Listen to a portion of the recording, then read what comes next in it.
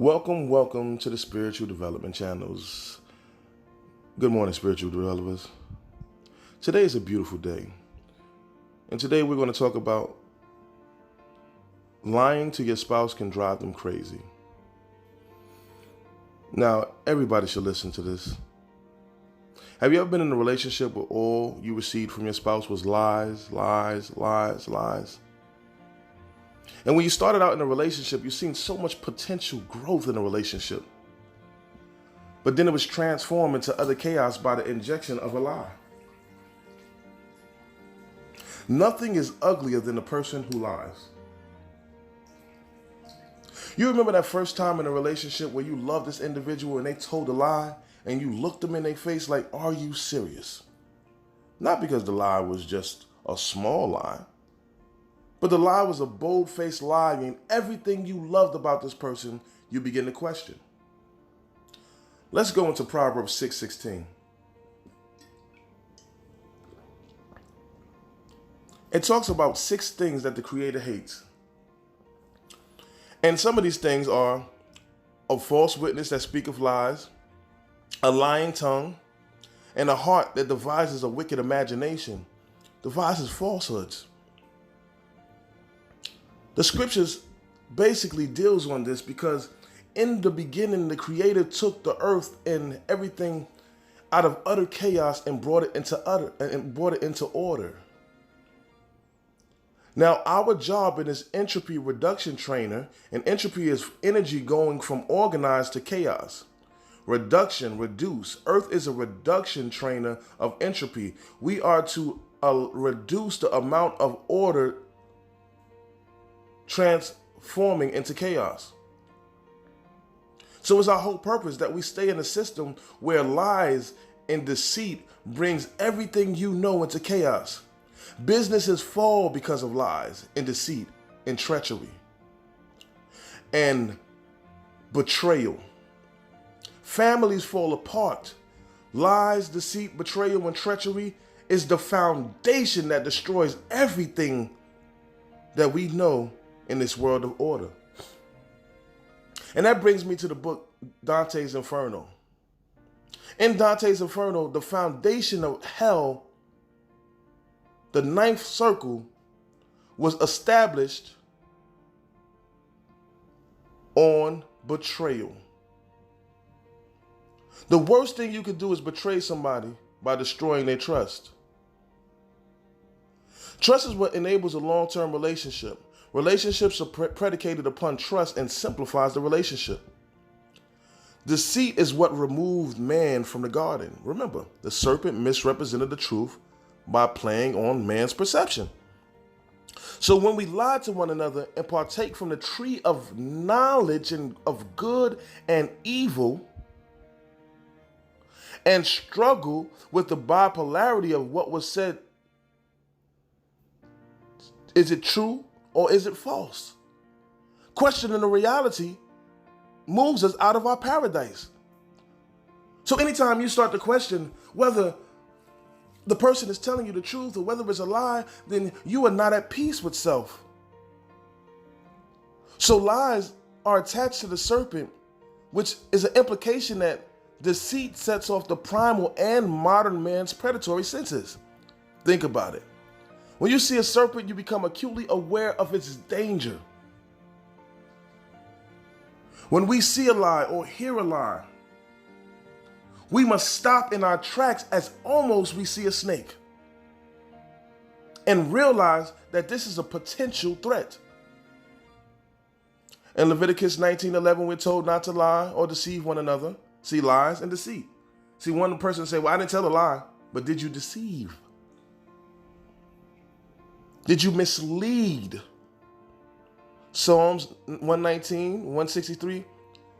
And I love the way they create the contrast in the sentence. It says, I hate and detest falsehoods. Hate and detest is a response to lies. We'll begin to hate each other and detest each other because you created a system of falsehood. But I love your Torah. So there goes the contrast. The Torah is completely separated from lies. Proverbs 12:22, the Lord detests lying lips, but he delights in people who are trustworthy. He detests lying lips. We already know the abomination. But he delights in people who are worth your trust. Now, I want to touch on a term called gaslighting. And you probably know gaslighting from a 1944 film. And in this film, there's a husband and wife. The wife has her aunt's wealth and riches inside her attic where she stored after her aunt died. And her new husband would creep up in the attic. And anytime you creep up in the attic, the gas lights go dim. So she would be seeing that the gas lights are dim, and she's asking him, well, are you upstairs? Are you going up there? He's like, no. And she's like, but I'm seeing the lights go dim. And he's telling her, no, it's just your imagination. You're crazy. And they get into bitter arguments about it. And eventually she begins doubting herself.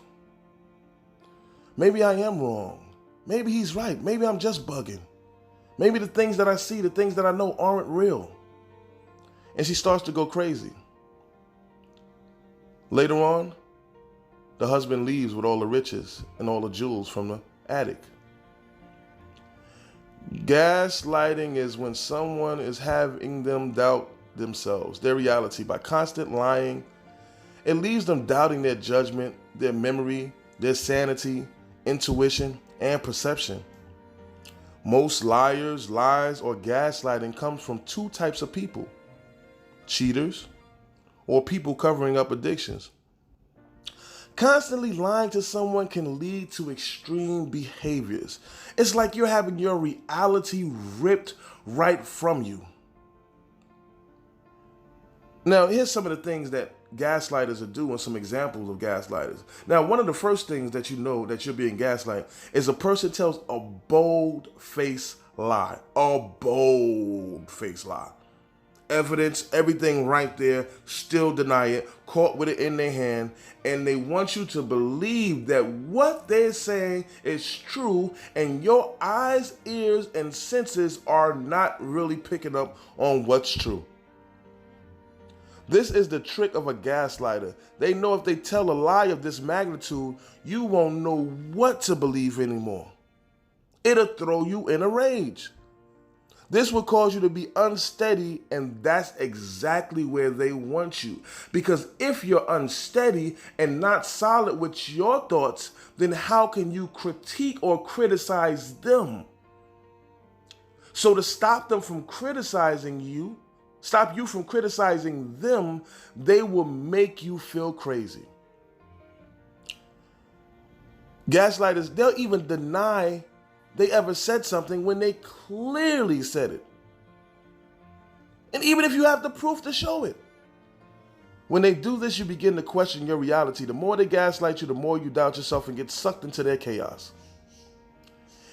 It begins to take a serious toll on you. You become stagnant, uninspired, and possibly even questioning your life. Gaslighters like to project.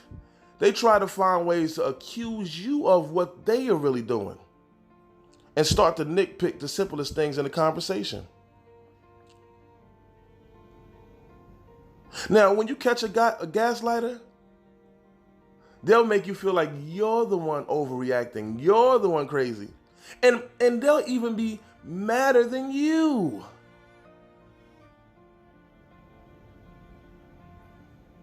And then they'll say, well, why are you so angry? Why are you mad? Oh my gosh.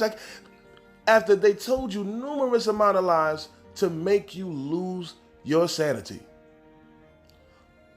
But I got 3 ways to counter a gaslighter. And it's important that you listen to this. Because some relationships, people need help. And we need to work together with each other, building up each other. Sometimes we give up on each other too easy. But the first thing to counterattack it is you have to recognize what drives their behavior. Gaslighters are emotionally abused people. Listen, gaslighters are emotionally abused people with no real sense of self and always have to be right, or they will feel threatened because they don't have anything else to hold on.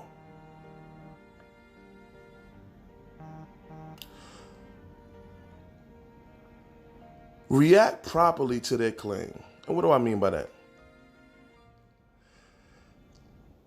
To have you on the defense is their specialty. And to get you to look like the crazy one, the hysterical one. Always stay calm. I know it's hard. And short with your message, because half the time, gaslighters aren't listening to anything you're saying. And to prove this, ask them to repeat what you have just said. Now, they will struggle, they will fumble, or they'll misrepresent what you said, because typically a gaslighter shuts you down. They're shut down when you're talking because they can care less about what you feel and what you believe. Gaslighters don't listen because they practice cognitive empathy, pretending like they care but really have no emotions behind it at all. Now, the third one is the most important one.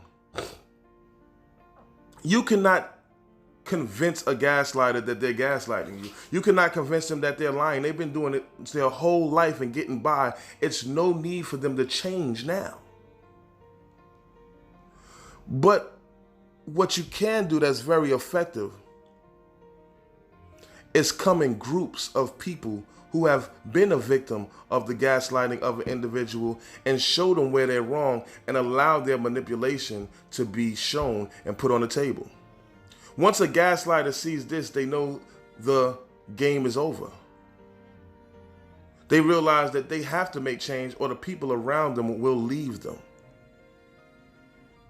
And gaslighters are typically sociopaths, psychopaths, which are forms of narcissism. These narcissists could care less what you think as long as they get whatever they want. And that's to cover up their cheating or to continue on with their addictions. There's nothing nice or beautiful about being gaslight. If you are a victim of being lied to and gaslight, inbox me and text me. And maybe we can get you out of the funk and get you to rebuild yourself and claim back your inheritance and your strength. Spiritual Development Channel, thank you for listening.